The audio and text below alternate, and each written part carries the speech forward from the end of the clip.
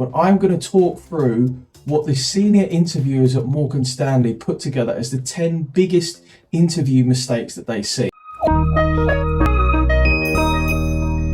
Going to go through them one by one. I'm going to explain them to you, and I'm also going to tell you about the ones that personally I don't tend to agree with, because a lot of times when we get advice, we need to make sure it's culturally specific, and some advice which applies to the US doesn't apply so much to the UK or to other countries. Cool, so as promised, what I want to do with you now is go through the 10 biggest interview mistakes as published by Morgan Stanley themselves. And what they basically said is, we asked some of our senior interviewers from different business units to offer some insights. Here are the top 10 mistakes that they see. So I just want to go through these with you, because actually I thought a lot of times when I see these articles, they're just cookie cutter articles, they're not particularly useful, but I thought these were spot on. And these were obviously from interviewers because they really resonated with me. And there were a couple that maybe I had some differing opinions on, and that's more cultural than anything else. So, number one, not doing the research. It's the single biggest and most common mistake made. Going into a job interview without having researched what the job involves or what the division does. If you're going for an investment banking position, know what deals the firm has done recently and be prepared to speak about their highlights. Great point. I couldn't agree more. So, in this particular example, the interviewers just picked out IB and talking about deals or going to work in M&A, but it could be the same for risk, for finance, for operations, for exotics, whatever it may be. Just make sure you're on point and you've actually done the research, because there are going to be candidates out there who have, right? And it's going to be really obvious, the people who are really interested because they've been doing it since they were 15 and they're kind of in love with it a little bit, and you who just think investment banking is a good way to make money. Generally, you don't have to do a lot of research, but I'd say 30 minutes of research is going to put you on par with some really good candidates. Number two, not wanting the job. Don't tell us you're applying for a particular job just so you can get a foot in the door for a different role. It's okay to have a long-term career goal of working with external clients, for example, but you need to explain why you're interested in starting out in a non-client facing position you might be interviewing for, how it fits your skill set and helps your long-term career objective. Yeah, this is a weird one. I generally tend to come across this with, for me personally, candidates who I think are just quite arrogant, and they'll say, no, I only want to work in IBD, I only want to work in M&A, and I think that's fine, but there are some super smart people who also want to do that role, and by all intents and purposes, it looks like currently you're not quite there yet. So if you're looking for another way, and I have had clients previously who've done this and moved around in banks. I don't claim to be a banking specialist. Let me be most clear about that. But what I do know is that if you're going to work in a job, don't say you want to do that just so you can go somewhere else, particularly if you're being interviewed by somebody who works in that department. To be honest, it's just downright disrespectful. It's like going around to somebody's house for dinner, being served up a home cooked meal and then saying, oh yeah, is this it? What's for dessert? I mean, I'm going to chuck you out of my house. Number three, padding the resume. Don't put things on your CV that you can't live up to. Everything on there is fair game, so you need to be able to elaborate on every line. If you say you are fluent in a certain language, then we'll expect you can prove it. So 3 things come up to mind for this. People putting too many spoken languages, and for me the basic level is business proficiency, which is, could you just go out and try to buy something in a shop with your language, or try and speak to somebody on the phone who you didn't know.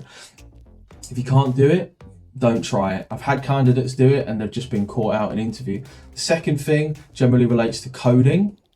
Same thing, but with coding languages, right? If you can't build projects, if you can't solve problems, don't put it on there. And the third thing are people putting stuff which is like 10 years old or 7 years old because they kind of think it relates to banking or something like that. Generally, I like things that are fresh within the last 3 years. Because so you're young, really don't worry about it, but don't sort of try and pad out your CV a lot of stuff that actually isn't that relevant because you did that when you were 16. Number 4, not sending a thank you email. You should always send a thank you note after an interview, but don't literally just say thank you. The note should be short and to the point, but not that short. Use the follow-up email as an opportunity to solidify your pitch. Say that you learned a lot and you're excited about the position. It shows you have sincere interest in the job. Now, for me, I know based upon the language that's used in this post that this was written by somebody from the States and for people in the United States. Personally, I've never asked a candidate to send a thank you email ever in 8 years. I don't think it's something that people really expect in the UK. Do I think it might be a good thing? Yeah, I guess so. I mean, I've had people send me thank you emails and I think, oh, that's quite nice. If someone sent me a thank you email and then they're like, oh, when can I hear back? Oh, actually, I'm a really good candidate, blah, blah, blah. I just think, well, that's weird and a little bit pushy. But then Brits are different. So I'm not saying don't do it. I'm just saying, for me personally, it doesn't really make very much of a difference. But I think a genuine gesture of interest or admiration is going to be touching, only if it's genuine. Number 5, not asking any questions. There is no excuse not to have any question to ask the interviewer. We will always ask whether you have any questions. Even if we've answered everything you want to know, improvise and work off something that was mentioned in the interview and say that you'd like us to elaborate more on a particular aspect of the position. I couldn't agree more. For me, somebody who asks a lot of questions is a sign of a bright and curious mind. Someone who asks no questions or basically says, yeah, that sounds fine, just seems a little bit disinterested, or maybe they're a bit anxious or nervous and they don't want to trip themselves up. There's always stuff that you can ask. For example, you could just say, you know, how did you end up at Morgan Stanley? What's the best piece of advice you've ever been given? Just something where you're asking that person for their experience or opinion is generally a question that people are interested in asking. My favorite cold question for a long time, just when I'd sit with random people, was, what's the best piece of advice anyone's ever given you? Because it was a real head scratcher for many people. Number 6, pigeonholing yourself. Sometimes someone will try to over-impress by showing their knowledge in a particular industry. If it's a general position you're going for, it could end up making you look like you aren't interested in anything else. I guess I kind of shorten this just to say, you know, don't be too smart. At the end of the day, we have a saying here, which is don't teach your grandma how to suck eggs. Probably the person who you're speaking to may or may not, but probably is more knowledgeable on the subject than you and generally on the industry itself. So, you know, stick to the question, be clear, be concise, and something which a lot of people underestimate is just be simple and be direct. Number 7, being too casual. A lot of students build a rapport with our recruiters and interviewers, and then in the interview, overstep the mark, do something that's just too casual. Be very polished. This includes dress code. You're not meeting with a friend. We're assessing how you'd hold yourself in front of clients and other employees. Personally, I don't tend to come across that too much. I think students pretty much have that sussed here over in the UK. But what I would say is that you really want to think, how would I come across to a client or pitching for a piece of business? I think that's really important. Of course, I say that while I'm in a scruffy t-shirt, but I think just thinking about how can I give the very good, best first impression is a really good attitude to have when dealing with people in situations that you're unsure about. Number 8, fumbling the obvious questions. There are questions that are standard, like tell me about yourself, why our firm, why this position. Have an answer in your head for these. It doesn't look good if you can't tell us about yourself. You really need to have an answer that explains why you differentiate our firm from the other banks and therefore why you've chosen to interview with us. Yeah, an interesting one that. I mean, we did deal with the 4 whys. A question I don't tend to see a lot is like why X instead of Y, like why Morgan Stanley instead of JP Morgan, or so on and so forth. I tend to find this seems to come down, particularly in front office roles, with very good candidates. So basically the interviewers have already identified that there's somebody who they want to target, and they kind of assume that they're interviewing for other banks. So they're saying, well, why us and not somebody else? Because also they're thinking about the time and the money that they're going to have to put into you, and they're thinking, well, do I really want to hire you if I think you're just going to jump ship in 6 months to a year? Number 9, pretending to know something when you don't. You end up digging a hole for yourself. You're better off just asking the interviewer to elaborate, or even say you don't know the answer but would like the opportunity to get back to them. Coming back in the thank you letter of an answer is completely acceptable.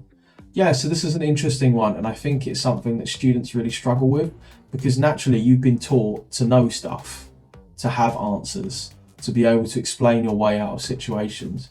And frequently what I come across in the UK, we have a term for this, we call it blagging, which is people who say a lot but don't say very much. the more seasoned the interviewer, the more they're just going to kind of want to cut through the crap. And if you don't have an answer, personally, I'm just going to want you to, I'm going to think much more highly of you if you just say, I don't know, actually, can I get back to you about that? I mean, whether you'd send it in an answer afterwards, but I'm not really sure. But, you know, I think you just trying to blag it or saying that you're not sure, going off on a tangent, to me, it's just kind of tiring, because I think you're just wasting time. Just saying that you don't know. Because also it doesn't speak highly in a very busy and frenetic environment. If I ask you to do something and you're somebody who just likes to blag, and then you say, yeah, I know how to do it, and then you make a mistake, you're not somebody I want on my team. However busy I am, I'd really like it if you said, look, I don't know, or can you repeat that? Because it's probably going to, even though I may not act like that at the time, it's definitely going to be better if you do it right first time, then you do it wrong and probably try and cover it up. And then I find out, you know, and then everybody loses. Last one, not being yourself. It's important that you come across as authentic. Answer questions in your own words rather than regurgitating a textbook response. It's a nuanced point because you don't want to be overly friendly, just be your professional self. It's okay to make small talk to break the ice and build a rapport with the interviewer. Just don't go overboard and be too casual. Yeah, I always find this really difficult, because when someone says like, just be yourself, it's like, but I can't be myself because it's an interview. I think coming across authentic and as somebody who seems polished is all to do with practice. It's just to do with going over, repeating those questions, practicing those questions, and just trying them over and over again. And the more that you practice, the better you get. Guys, I hope that you've enjoyed this video. Check out, there's a ton of free stuff in the description down below. There is also our new Skillshare course, the Pass the Interview Masterclass. Check that out, it's proving to be really popular. And like this video, comment, let us know what you liked, what you didn't like, what's the next video you want, and we will see you next time. Bye.